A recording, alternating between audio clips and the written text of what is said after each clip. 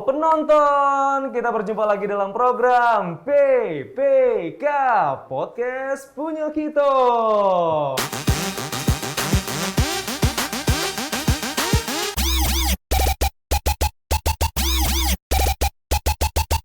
Nah, penonton, kali ini saya sudah bersama Modi nih penonton. Jadi penonton Modi ini tidak sendiri sekarang. Sekarang si Modi sudah ada temen nih di PPK. Di sebelahnya sudah ada nih temannya Modi. Hai. Kalau Modinya tadi diam aja nih penonton ya. Tapi kira-kira nih temannya Modi bisa ngomong nggak ya? Halo.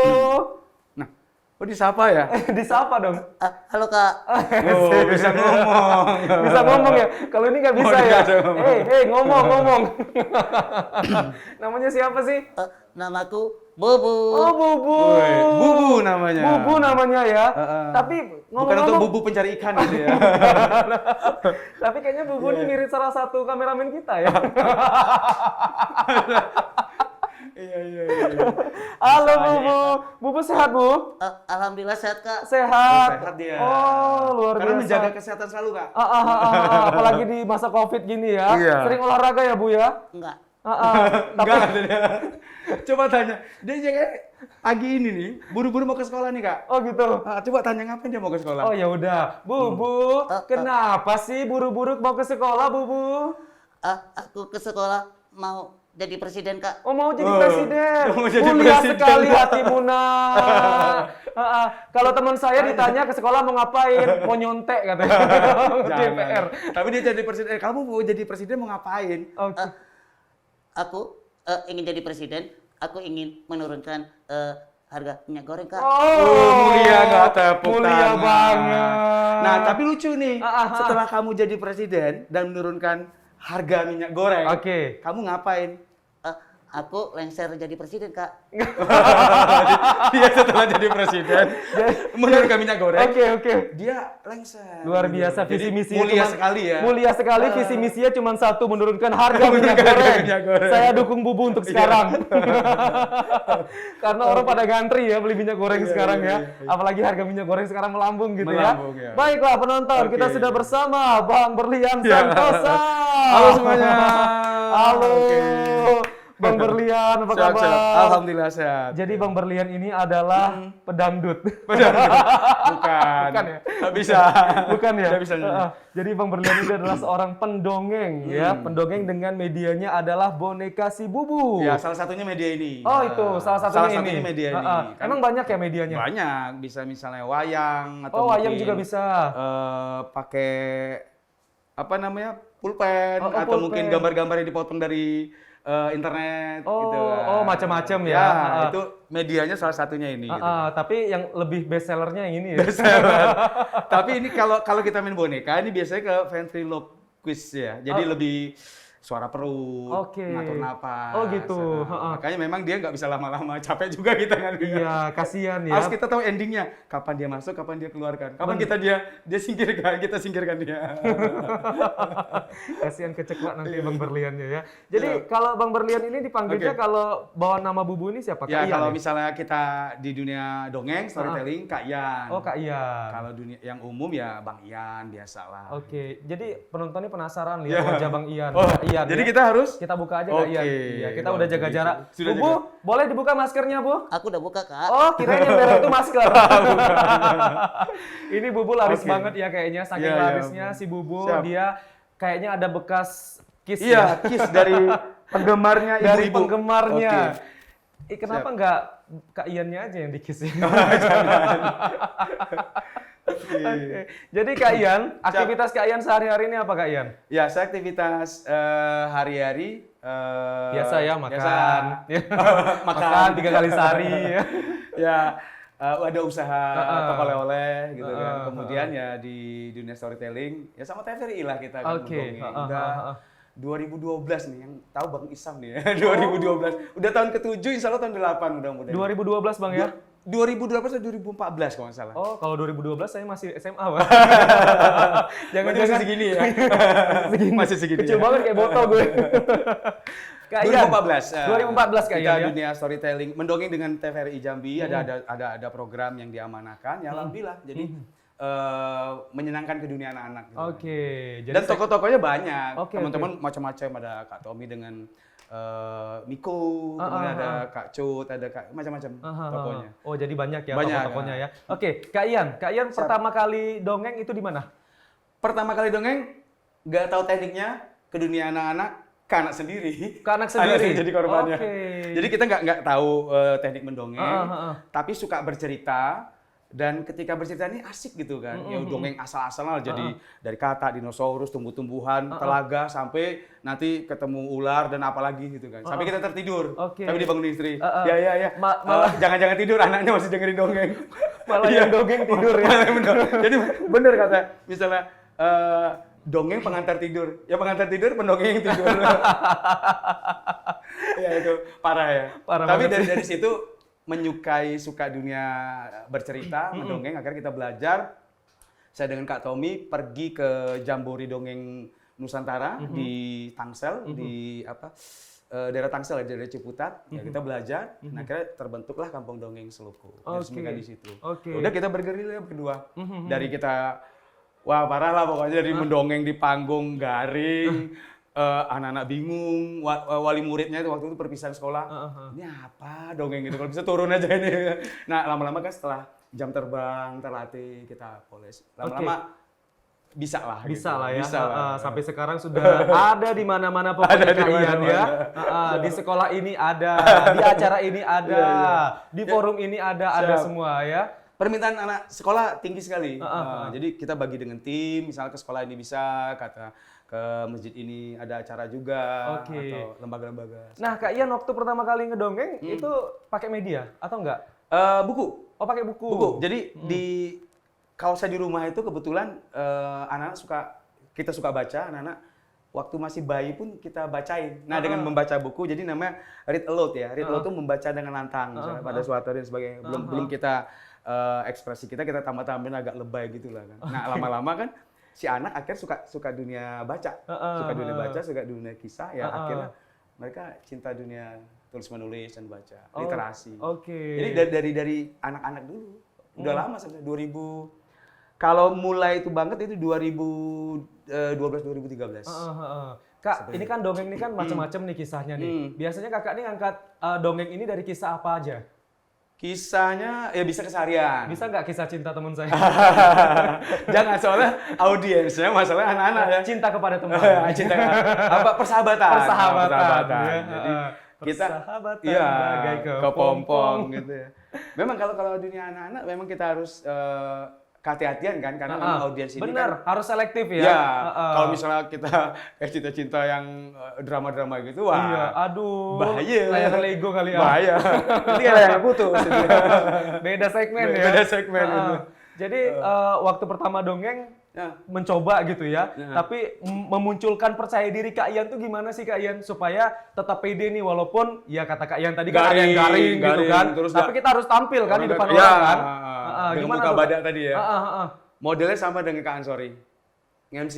Oh gitu. Ya, jadi saya basic dari nge-MC kampung lah ya. Nggak kayak Kak Ansori yang udah merajalela di belakang.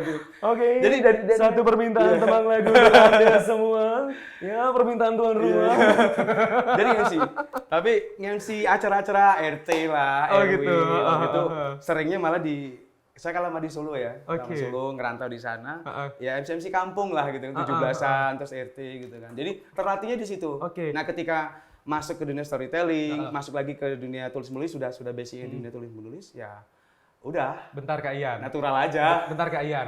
Kita penasaran gimana Kak Ian MC waktu dulu di Solo. Coba sedikit aja openingnya Kak Ian. Nah, ini apa? Wah ini dites sama ahlinya nih. Waktu di Solo dulu. MC-nya yang informal ya. Nah, MC-nya apa dulu nih? Bebas. Yang dulu pernah waktu di Solo MC-nya apa? Apa ya? Acara apa? Opening aja dikit Kak Ian. Kita penasaran. Tes.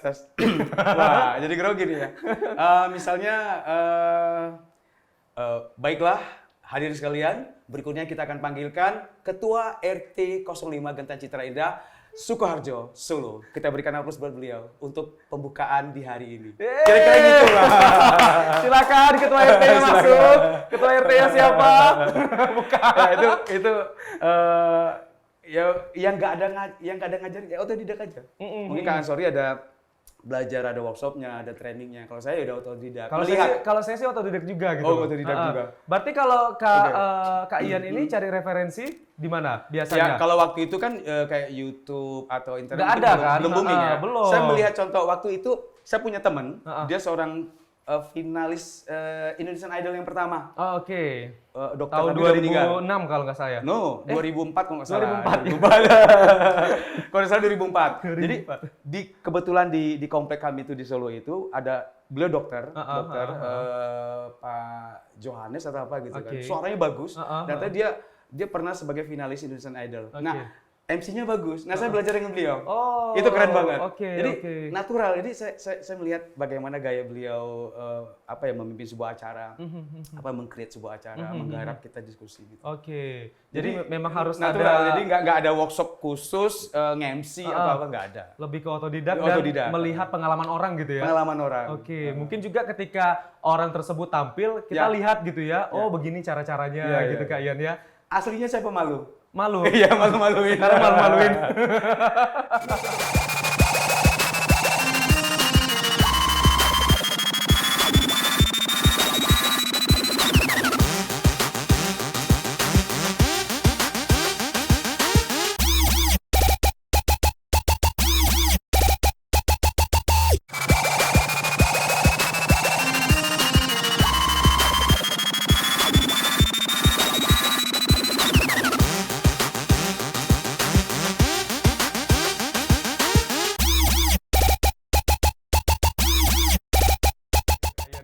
Aslinya saya pemalu. Malu. Iya, malu-maluin. Karena malu-maluin.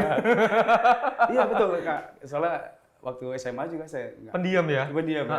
Kata orang kutu buku kali ya? Nggak tahu juga. Kutu buku nggak dulu? Kutu bukunya malah ketika kuliah. Oh, ketika kuliah. SMA biasa aja. Kalau saya kutu beras. Jangan gitu minyak goreng. Oke, berarti Kak Ian selalu memunculkan percaya dirinya dan sampai sekarang pun sudah berhasil gitu ya menjadi pendongeng Jambi yang sudah terkenal gitu Kak Ian ya. Alhamdulillah. Nah, si Bubu ini diperkenalkan tahun berapa Kak Ian? Sebenarnya dia ini baru-baru. Cuman waktu itu perkenalan pertama saya tuh namanya Pangeran Tongsam. Pangeran Tongsam. Jadi Tongsam ini adalah tong sampah. Oh. Karena saya ikut seleksi namanya City Changer Indonesia, agen perubahan kota. Oke. Nah, itu dari seluruh Indonesia saya terpilih 100 City Changer. Kemudian bonusnya saya akhirnya tampil di World Habitat Day Asia Pasifik dan saya satu-satunya utusan dari Indonesia yang mendongeng di acara Asia Pasifik itu. Wah, luar biasa. Ya itu. Nah, dengan dongeng ini, karena jurinya yang melihat loh dari seluruh yang apply makalah itu kan ada Kepala Bapeda Banjarmasin, ada penggerak dari Papua, ada dari UGM, ITB, Planologi dan sebagainya bicara tentang lingkungan, sanitasi dan sebagainya. Nah, saya masuk dengan dunia dongeng. Jadi Bubu buang sampah nggak sembarangan. Ternyata sama kayak Pak Yayat Supriyatna, pakar perkotaan dan 4 juri lainnya. Unik gitu loh. Makanya saya dipanggil lebih dulu, 8 orang dipanggil dulu VIP. Itu waktu kabut asap. Oh, tahun 2015 ya? 14. Oh, 14. Saya satu-satunya peserta yang 8 orang duluan yang datang dari 100 orang yang terpilih.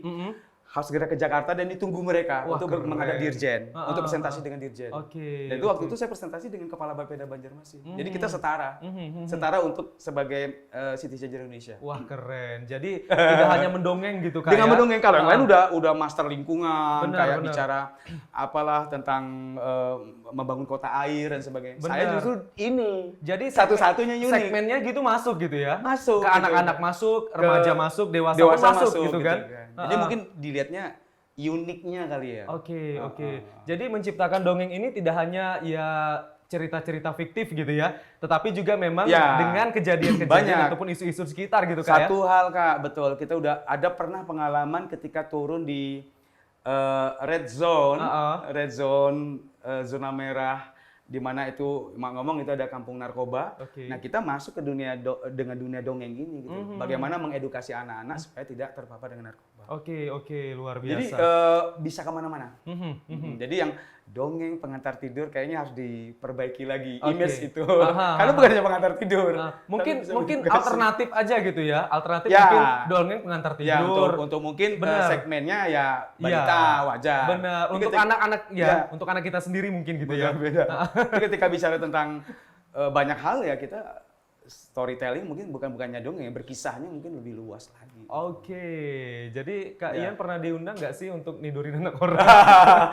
Bahaya. Nidurin untuk dongeng. Mendongeng gitu ya. Ya alhamdulillah tidak sampai tertidur anak-anak ya. Nggak. Mereka antusias itu kan. Karena dongeng kita kan dua arah Kak Arus. Jadi misalnya mana suaramu? Ini suaraku, tepuk satu. Nah, itu kan audiens kan Oke, happy kan. oke, Tapi kalau oke. kita satu arah aja ya mungkin benar-benar tertidur kali ya. Jadi harus dipancing keaktifan gitu ya, Ya. untuk penontonnya gitu ya, Betul. supaya mereka juga tidak boring gitu Kak Ian ya. Betul sekali. Oke, Kak Ian ini punya pengalaman tadi tidak hanya yang di luar negeri ya, tetapi juga pernah diundang ke Enggak, itu masih di istana. Indonesia. Oh, masih di Indonesia. Dari ya? Indonesia. Nah, dari situ, bonus ke Istana Negara. Oke, bonusnya saya ke Istana terpilih Negara. lagi. Oh, Saya terpilih lagi oke. dari 100 hanya 20 yang terpilih City Changer Indonesia untuk ke Istana Negara. Oke. Waktu itu yang di Asia Pasifik memang ada City Changer dari India, Jepang, Singapura itu. Nah, Masih ingat nggak dongeng yang orang India gimana? nah ini. Saya nggak tahu itu. Nah, kayaknya ada kesan yang di India. Bingung ya. Belum pernah. Tapi kalau ngelihat visualisasinya gitu, ngerti nggak kira-kira apa yang didongengin mereka? Nggak tahu karena kan bahasa ya, ada faktor bahasa. Tapi saya punya cita-cita juga Kak. Mana tahu Jambi ya bisa kita buat festival dongeng ASEAN. Oke. Mimpi saya itu. Mudah-mudahan. Jadi pendongeng-pendongeng dari Asia Aha. datang. Nanti Kak Ansori pendongeng tamu exhibition. Oke. Saya ngedongengin apa gitu ya? Saya ngedongengin keluh kesah saya boleh nggak sih? Tapi kalau bisa yang dongeng nanti gubernur, wali Oh, kota, gitu. bupati kan keren. Oh iya, Jambi benar, sebagai benar. senternya festival dongeng Melayu misalnya. Ya misal Brunei, Singapura, Thailand. Seru ya. Oke, mudah-mudahan nanti terwujud ya Kak Ian ya. Nah. Kak Ian kita penasaran nih Kak Siap. Ian, dongeng apa nih kira-kira yang sama si Bubu nih? Sama si Bubu. Tapi Kalau Bubu dia pengantar. Pengantar Biasanya aja. kita setelah dari dia kita dongeng yang sesungguhnya. Oh Maksudnya gitu. apalah misalnya Lebih legenda. menarik ya? Ya, Ah. dia apa warming up atau untuk ice breaking-nya lah. Oke, Bu, siap Bu, kerja Bu, jangan tidur aja lu Bu. Boleh Kak Ian, kita coba Kak Ian. Kira-kira Yang mana? dongeng yang tentang isu sekarang lah, mungkin minyak goreng aja lah Kak Ian ya. Ah. Sama si Bubu Kak Ian. Tapi cukup yang tadi aja. yang di Suaranya. awal. Yang tadi ya. Oke. Suara, sorry. Tapi susah nggak sih Kak Ian Iya. kira-kira menggunakan media gitu Nah. untuk dongeng? Media enggak, media peralihan ya. Peralihan ya? Sebenarnya kan kayak dongeng ini orang bilang kayak monolog, padahal enggak. Ah. Kalau monolog kan dia keegoisan si aktornya ya, dengan satu arah tadi. Kan. Kalau kita kan dua arah. Nah, kalau saya lebih dengan teman-teman ya di kampung dongeng itu, saya suka dengan suara tokoh besar dan suara tokoh yang kecil. Oke. Jadi kalau suara tokoh yang besar itu kayak raksasa, Oke. dinosaurus itu kayak Coba gimana Bang? wah, semoga suara saya sampai. Oh. Nah, itu Gitu sebetulnya. ya? Oh. Aku akan memakanmu. Oke. Jangan, aku masih kecil. Aku masih kecil. Wahai raksasa. Tidak apa. Aku akan memakanmu saat ini juga. Itu misalnya. Nah, itu seneng sekali saya. Karena kalau suara gede, tepuk tangan boleh. Karena kalau suara gede itu rasanya bisa eksplor. Oke. Misalnya kayak suara nenek-nenek. Kalau Ja- nenek-nenek Nah, kayak kita bisa Jono, kenapa? Bukan ya? bisa berpartner ya. Bisa berpartner. Oke. Ya, itu. Jadi kalau suara gede tuh suara bisa gede. dieksplor gitu Explore, ya. kayak ganas, wibawa, bijak atau mungkin penuh kuasa, zolim gitu kan. Kalau Oke. misalnya bikin raja yang zolim kan kayaknya happy banget. Nah, itu saya suka. Suara kecil itu suara orang tertindas. Semut tertindas. Semut, ya. Rakyat tertindas. Udah ya. Rakyat juga. Rakyat kecil ya. Rakyat kecil maksudnya. Di suatu kerajaan maksudnya. Di suatu kerajaan ya. Bukan Biasa di- lah itu ya. Dongeng namanya juga Namanya dongeng juga gitu kan. dongeng. Jadi bebas mengeksplorasikan Ya. apapun ya kalau di dongeng ini ya. Siap. Imajinasinya dimainkan. Imajinasi dimainkan. Oke, Kak Ian. Siap. Kak Ian, jadi untuk di Jambi sendiri, kan tadi Kak Ian bilang ada komunitas dongeng gitu Yes. ya. Nah, antusias masyarakat Jambi yang untuk menggeluti ini tuh gimana Kak Ian? Tinggi. Tinggi ya? Kemarin kita buka sampai namanya Akademi Pendongeng Cilik, itu anak-anak, ada bahkan anak wawaku juga ikut gabung. Dan ini bibit-bibit yang mereka next bisa jadi pendongeng berikutnya. Jadi ada regenerasi lah gitu. Tinggi sekali. Cuman kan jangan sampai di Jambi ini kita dongeng kalau mau ikut lomba. Oh iya benar. benar. Ini mohon maaf misalnya guru-guru mau ikut lomba baru latihan. Padahal kan dongeng ini harus setiap hari. Benar, tapi bisa dijadikan alat pembelajaran juga mungkin Bisa. ya, bisa dimasukkan. Mungkin gurunya lagi ngajar, masukin dongeng gitu ya. Cerita tentang fisika, daun jatuh. Sebuah daun tua, dia berkata, aku sudah lelah. Aku mungkin sudah tidak ada di pohon ini lagi. Wah, daun mana sedih? Jangan pergi daun tua, aku masih butuh kamu. Saatnya engkau menggantikan aku. Wah, adik-adik. Kemudian daun tua jatuh luruh ke atas tanah. Misalnya kira-kira seperti itu. Nah, kita bicara fisika. Bicara tentang sunatullah ya. Tentang bagaimana yang tua pada akhirnya sudah akan lengser ke Prabon. Regenerasi ya. Regenerasi. Nah, kayak gitu kan kalau guru yang cerdas dan bisa storytelling kan keren nggak? Coba kan, wah fisika menyenangkan gitu kan, atau mungkin sejarah. Pasukan berkuda bergerak. Hei, kita akan kalahkan Konstantinopel. Wah, ini cerita tentang keren ya. Bizantium. Sejarah, bener.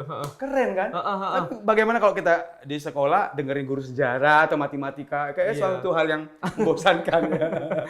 Dengan gaya tegasnya itu kan. Iya. Jadi anak-anak, ngerti nggak kalian? Ngerti nggak? PR besok.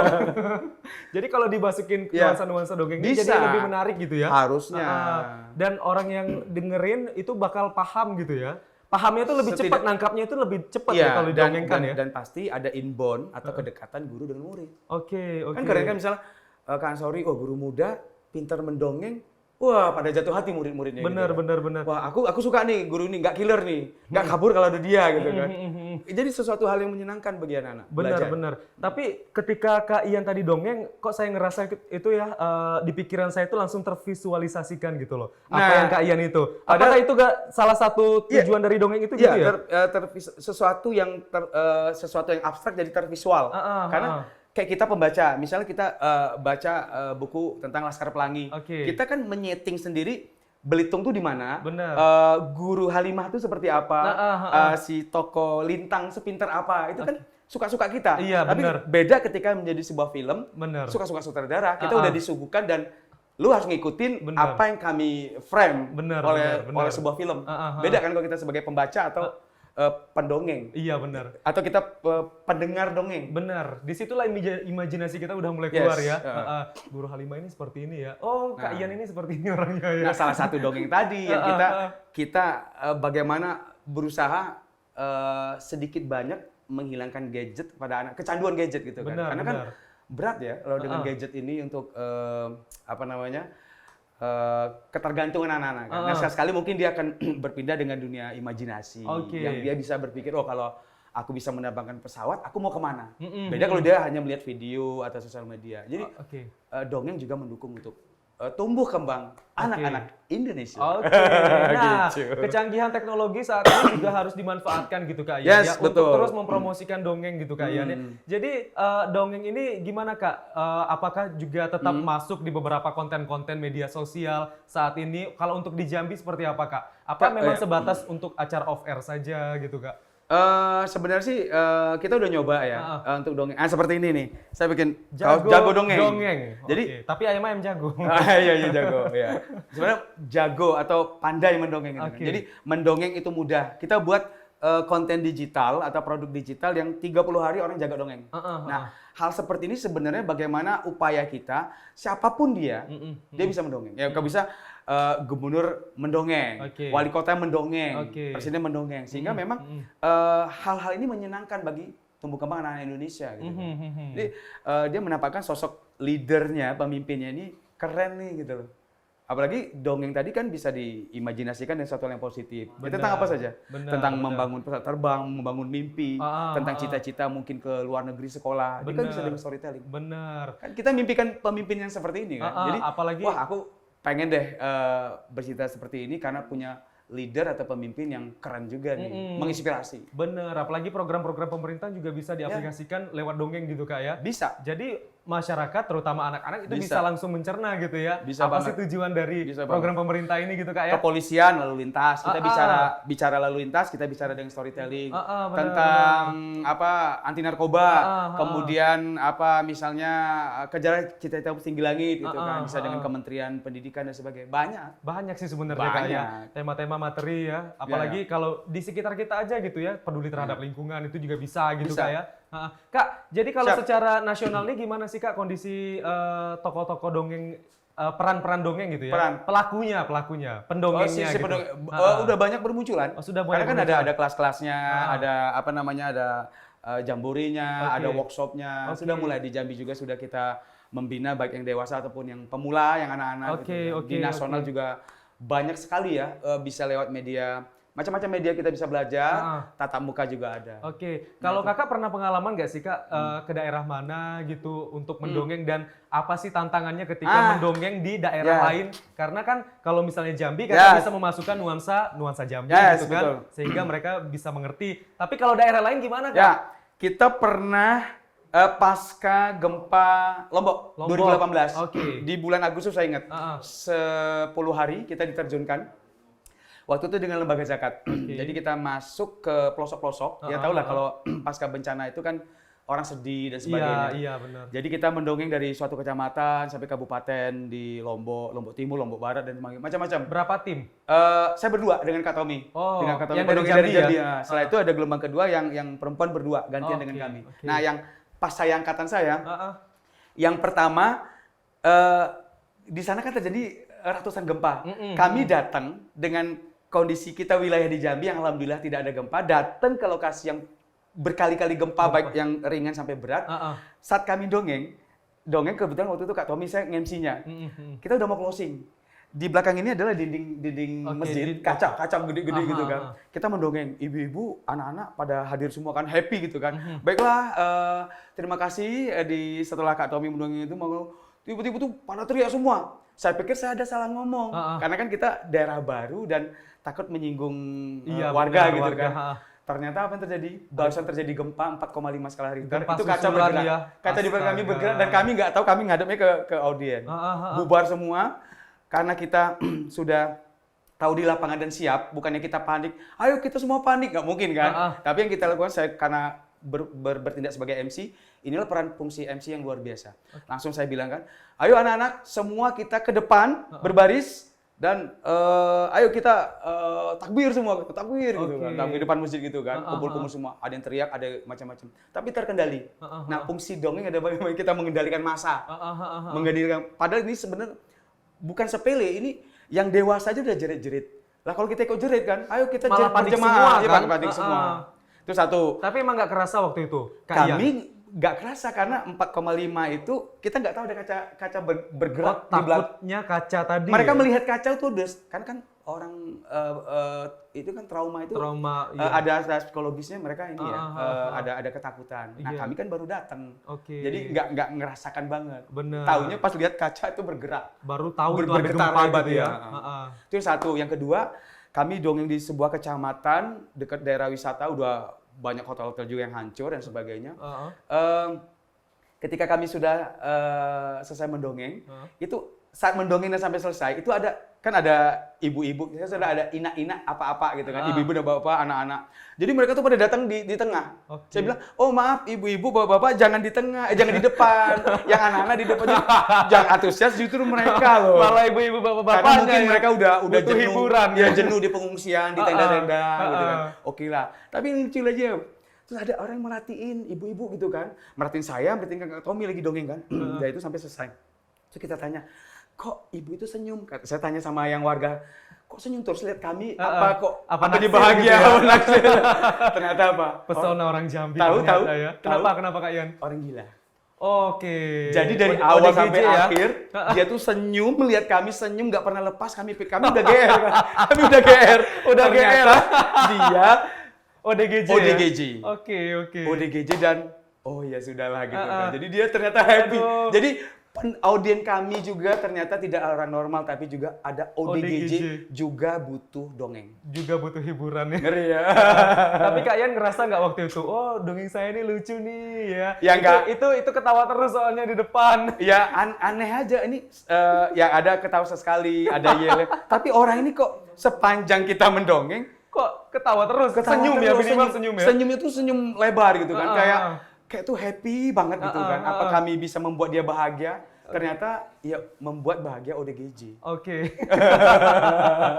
Tapi mungkin gara-gara faktor bencana juga kali mungkin ya. Karena dia- mungkin ya mereka udah jenuh dan kesulitan, kadang Bener. kesulitan air, terus juga bosan ya, bosan. Nah, ketika ada hiburan yang positif, mereka kumpul. Nah, yang kumpul bukan orang-orang normal aja kan, Oke. orang-orang yang butuh Yang butuh hiburan kakek-kakek, juga. nenek-nenek, semua. semua bayi-bayi semua hadir semua. Benar, gitu. benar. Jadi Kan dampaknya luar biasa. Benar. Karena kita nggak ceramah. Heeh. Nah, kita dongeng. Kalau ceramah orang mungkin bosan ya. ada entertainnya Iya, juga ada, di situ ada gitu ya. pakai boneka, Heeh. ada kita kasih makanan. Itu kan anak-anak happy. Nah, kalau judul dongeng yang biasa Kakak tampilin di sana tuh apa tuh, Kak? Itu kuncinya. Kalau kita di pasca bencana beda ya. Berarti jangan pernah kita mendongeng suatu hal yang sedih. Oke.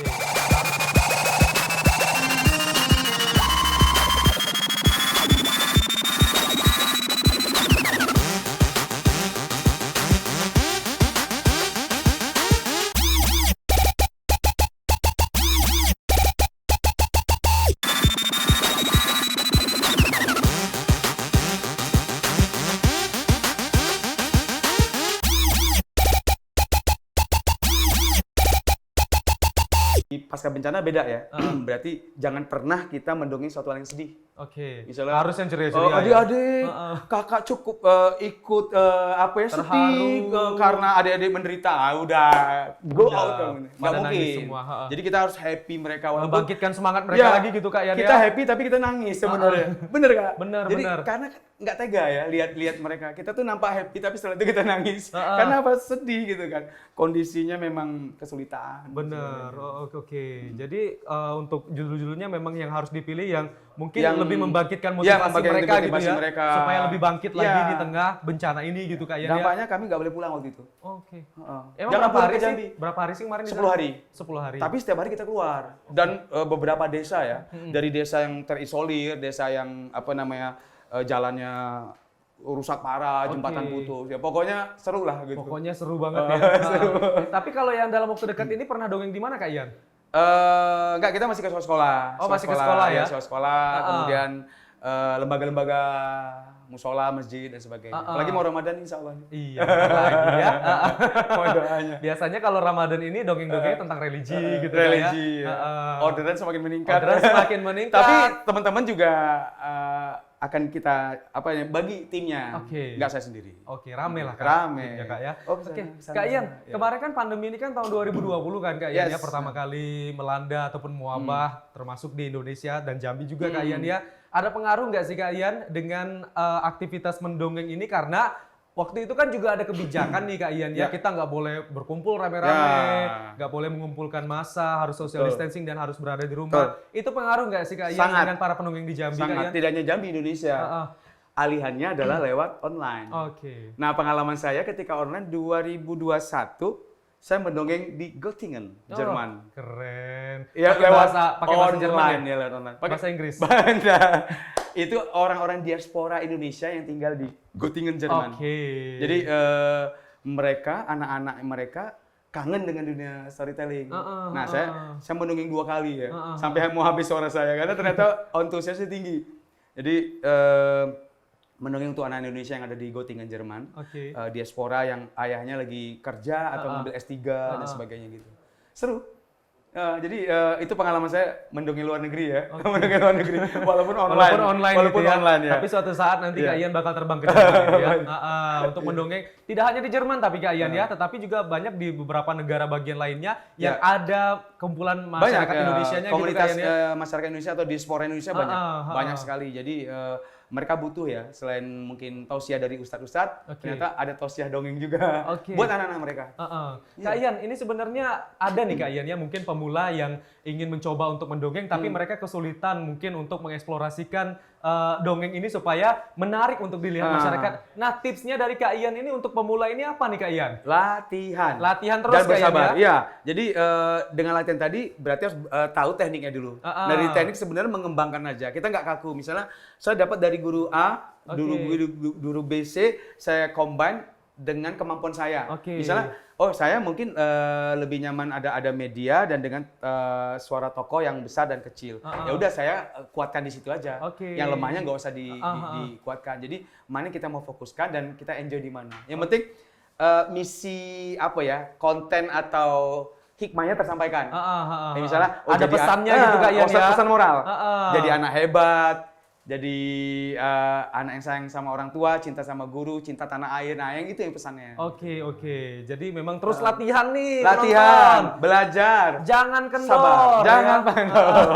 Kalau misalnya niatnya udah mau menekuni dunia dongeng, ya udah latihan terus fokus gitu Kak Ian ya. Dan untuk milenial, kalau dia bisa storytelling, itu ilmu itu bisa dipraktekin dimanapun. Benar. Kalau dia jadi dosen, dia bisa menyenangkan. Benar. Dia jadi pengusaha, asik tuh nanti. Asik. Dia jadi ustadz, ulama, ustazah, wah keren. Jadi ada tercipta keunikan gitu Kak Ian ya. Ya kayak misalnya Ustazah Oki Dewi. Dia kan menggunakan dunia storytelling ketika dia memaparkan tausiahnya. Cerita tentang sahabat Nabi. Tetap dipakai. Jadi nggak perlu tidak harus dilewatkan ya untuk dongeng ini gitu ya, karena bisa masuk di semua segmen gitu ya. Maksudnya kayak ilmu public speaking ya? Public speaking bener, juga, kan? Public benar. Speaking. Baik, Kak Ian ini ya penonton ya, tidak hanya seorang pendongeng, tapi dia juga adalah seorang, ada yang tahu Satria seorang Baja apa? Hitam. Gara-gara bajunya hitam, ada tahu nonton? Apa? Power Ranger merah. Sebelah kiri mana suaranya? Ternyata banyak ini ya. Di Penontonnya tengah-tengah banyak. kita ini banyak sekali ya. Banyak ribuan banget, penonton. ini ada 2 miliar orang, tepuk tangannya mana dong? Orang dan malaikat. Orang dan malaikat. Jadi Kak Ian ini adalah seorang pemain piano. Karena kan dongeng, jadi bebas mau imajinasi apa. Imajinasi apapun. Tapi kayak saya ngelihatnya Kak Ian ini cocok deh kayaknya main piano Kak ya. Nggak bisa. Akapela aja Kak. Akapela. Pianonya Kak. Jadi Kak Ian ini juga punya usaha nih pemirsa ya. Jadi Kak Ian cara bagi waktunya antara jadi pengusaha dan juga dongeng tuh gimana Kak Ian? Ya natural aja, misalnya hari-hari kan kita sudah ada tim juga kan di usaha kan. Ya udah misalnya ada permintaan dongeng atau apa ya tinggal dibagi waktu aja. Sebenarnya sih di time management lah ya. Butuh manajer nggak? Kalau butuh saya mau nih. Calling ya Kak, sorry ya. Jadi Kak Ian kalau time management lah ya biasa lah ya. Seperti Kak sorry, jadwal saya siaran kapan. Sudah tercatat Sudah rapi lah ya. Sudah di terjadwal. notebook ya. Baik, Kak Ian, usahanya apa sih Kak Ian? Usahanya toko oleh-oleh. Toko oleh-oleh. Yes. Aku tidak minta apa? Oleh. Oleh-oleh semua Kak Ian ya. Gimana? Boleh disebutin brandnya atau jangan ya? Sebutin nggak ya? iya, Boleh boleh. disebutin nggak penonton? Boleh deh, karena Boleh, ini kan ya. salah satu aset ya. Aset. Aset Jambi gitu ya. Jambi. Kalau lewat Sungai Kampang ada namanya Jakos. Oke. Jambi punya kaos. Gimana Kak sekarang untuk tingkat penjualan oleh-olehnya Kak? Ya Di kalau tengah pandemi ini Kak. Sudah mulai ya. Kalau setelah waktu pandemi memang kita sangat terpengaruh, kayak misalnya hotel, restoran, banyak yang tutup dan sebagainya. Traffic orang di bandara juga sangat jauh berbeda, berkurang. Nah, pengaruh. Kalau sekarang udah mulai nih. Kakak menstrategiinnya gimana tuh Kak? Karena kan ini berhubungan dengan ekonomi juga kan Kak ya. Nanti istri Kakak ngamuk lagi kan, nggak dikasih duit bulanan kan. Lewat online. Online Lewat tetap online jalan ya? dan ternyata rezeki itu banyak ya, jalannya tidak ada di situ. Jadi alhamdulillah ada aja jalannya itu, ada aja rezekinya. Lewat online kita jalan, terus sempat ke kuliner juga, permintaan tinggi juga. Setelah agak normal lagi ya kita fokus lagi ke Jakos, karena intinya ya toko oleh-oleh itu. Gitu. Tetap brand Jambi gitu Ya, Kak ya. Jadi Kak Ian ini tidak hanya seorang pengusaha, tetapi juga sudah tergabung Kak ya, di organisasi gitu Kak ya? Yes, betul. Organisasi apa Kak namanya Kak? Komite Ekonomi Kreatif Provinsi Jambi. Itu isinya orang-orang kreatif, ekonomi kreatif semua. Ya, orang pelaku ekonomi kreatif ya, UMKM, pelaku ekonomi misalnya seniman, budayawan yang meng-create sebuah produk ataupun jasa. Nah, kalau kita ngomongin UMKM nih Kak, UMKM Jambi sekarang gimana Kak di tengah Covid ini Kak? Apakah sudah bangkit lagi dan mereka optimis lagi atau gimana Kak? optimis harus lah ya. Harus kalau sekarang udah mulai Bergerilya. berbenah. Oke, berbenah ya. Ya, saya pikir mulai naik lagi ya.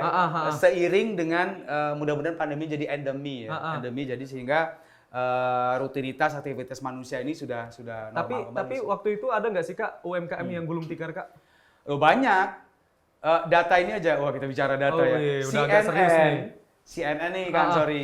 CNN ngomong 60 juta UMKM Indonesia, itu setengahnya ambruk gulung tikar. Berarti 30 juta loh. Oke. 30 juta. Habis di Jambi gimana? Indonesia. Jambi ada banyak juga yang tutup. Banyak tutup, mereka beralih misalnya terpaksa mereka harus bekerja di toko lain dan sebagainya. Oke. Ada beberapa teman seperti itu. Padahal usahanya baru buka kafe, kopi dan sebagainya gitu. Wah, kasihan juga Kak ya. Ya karena harus bertahan hidup ya. Benar. Tapi sekarang di pemulihan ekonomi nasional ini mereka apakah balik lagi ke dunia UMKM mereka? Ada yang balik lagi ke passion mereka, ke bisnis mereka. Ada juga yang di usaha tadi dia teruskan karena wah ini di sini cuannya lebih enak nih gitu loh. Ada sih. Ya tergantung dia memilih gitu kan. Itu pilihan ya kan. Hidup itu pilihan. Kalau nggak bisa milih ya udah. Mending pilih yang lain aja.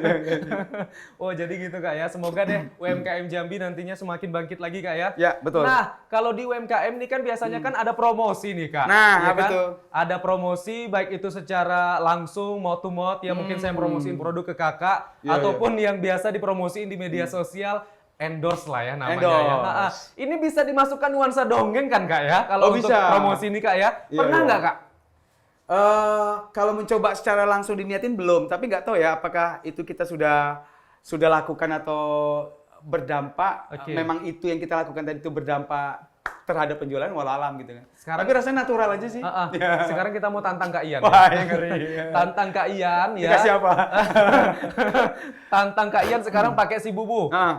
Kak Ian harus endorse salah satu produk Kak Ian sendiri. Ya. Apa ya? Batik deh. Pakai bubu. Batik, pakai Bubu.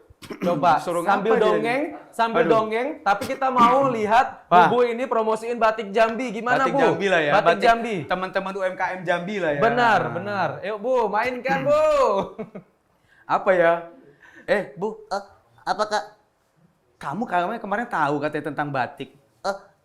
Iyalah Kak, aku kan belajar di sekolah. Kemarin cita-citaku kan mau jadi presiden. Nah, kalau cita-cita kamu pengen jadi presiden, coba kakak tanya ke kamu tentang batik Jambi. Bisa? Oke. Are you ready? Oke. Nah, coba ya. Batik Jambi ini, kamu kan pernah belajar sejarah nggak? Oh, aku pernah Kak, guruku baik-baik Kak. Nah, tentang ini, ada sebuah kapal. Kapal ini sama pahlawan Jambi namanya, temannya Sultan Tahan namanya Raden M. Aku tahu Kak, itu Raden Matahir. Pinter juga ini. Nah, kapal Belanda, namanya kapal The Hotman 12, pernah dikandaskan oleh gerilyawan atau para pejuang dari Jambi yang dipimpin oleh Raden Matahir. Nah, akhirnya kapal itu kandas di Sungai Batanghari. Aku tahu ini Kak. Aku kan cinta pelajaran sejarah Kak. Kayaknya kamu cerdas ya, kamu nggak cocok jadi SD. Aku udah kuliah Kak. Nah, apa nama motif batik Jambi yang kapalnya itu nyangkut di Sungai Batanghari?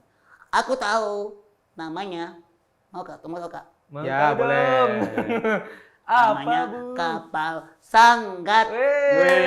Pinter. Ternyata kapal Sanggat ini, penonton semua, adalah salah satu dari motif batik khas Jambi. Oke. Kamu tangan buat Bubu. Terima kasih. Modi, kamu tahu nggak Modi?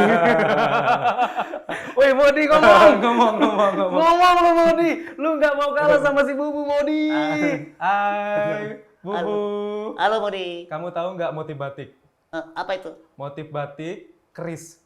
Keris apa ya? Keris apa tuh? Keris Ginjai. Keris Ada ya motif batik keris Ginjai ya? Kayaknya ada deh. Oke. Jadi ini menjadi media yang efektif juga untuk promosi usaha gitu ya, menggunakan dongeng gitu ya, sambil bercerita nanti siapa tahu nanti makin banyak gitu ya untuk penjualan dari produk gitu ya. Semoga Bisa, dengan media ini iya, ya, gitu iya. Kak Ian ya. Oke, Kak Ian mungkin harapan Kak Ian ke depan apa nih Kak Ian dengan adanya pendongeng Jambi ini Kak Ian? Pendongeng Jambinya ya. Harapannya adalah ya apa ya?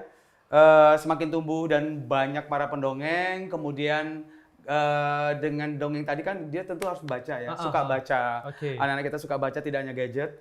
Kemudian juga literasi Jambi berkembang, buku-buku Jambi lahir. Kemudian Jambi menjadi salah satu barometer pendongeng nasional. Bahwasanya dongeng itu dunia yang menyenangkan. Jadi ya tidak hanya untuk guru, tapi juga orang tua. Termasuk nih teman-teman dari TVRI juga bisa jadi pendongeng. Tapi satu yang nggak bisa didongengin Kak Ian. Oleh orang TVRI. Ketika saya baca berita nggak bisa dongeng Kak Ian. Karena itu baca fakta ya. Kalau nggak baca fakta akan digebukin bisa dilemparin orang. Ya. Agak susah Kalau berita tidak bisa gitu. Mungkin yang berita yang fun atau menguliti tentang kuliner Jambi dibikin dengan tambahan dunia storytelling. Nah Kak Ian, supaya orang nggak bosan nih Kak Ian dengan profesi dongeng ini, apa yang harus dilakukan Kak Ian? Supaya nggak bosan. Biasanya kan ada orang yang jenuh gitu ya, ketika mereka sudah mencoba sekali. Sebenarnya dongeng ini kan healing. Jadi healing. Jadi healing. Jadi kalau saya misalnya dengan menulis itu bagi saya itu sebuah proses healing ya. Setelah habis subuh, habis sholat, ya kan, saya buka ini, saya nulis, itu bagian healing gitu kan. Healing kan nggak harus pergi ke sebuah destinasi.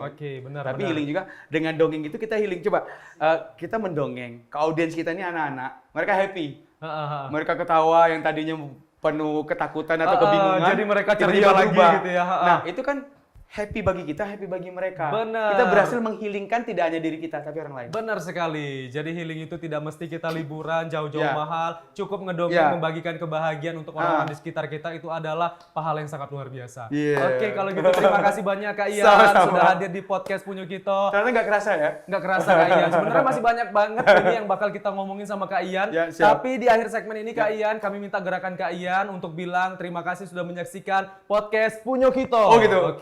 Terima kasih. Terima kasih sudah menyaksikan podcast Punyo Kito. Ayo Kak Ian. Ke situ ya. Terima kasih sudah menyaksikan podcast Punyo Kito.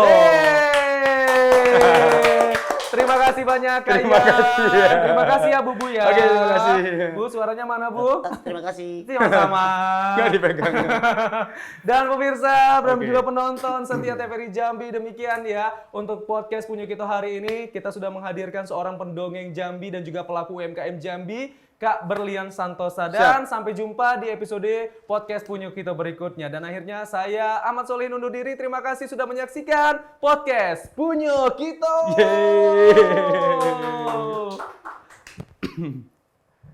Dadah. Oke.